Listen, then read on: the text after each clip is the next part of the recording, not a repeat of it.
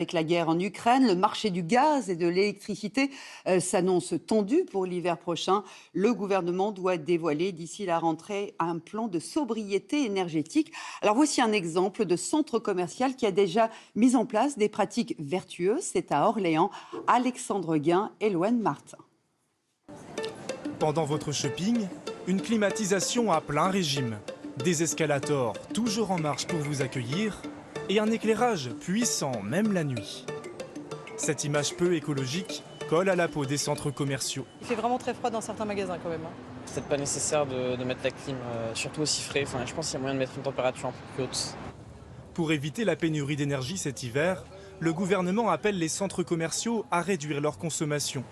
À Orléans, celui-ci a pris les devants et vient tout juste de changer sa climatisation avec un système beaucoup plus économe en énergie.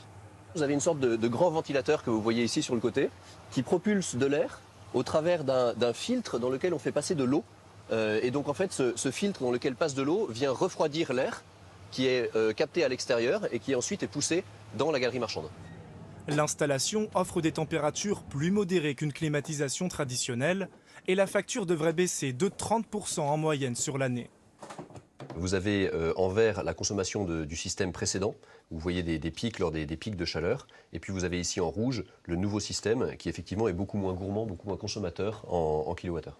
Les clients, eux, semblent être satisfaits de ce nouveau système. On sent pas vraiment la clim s'il y en a une.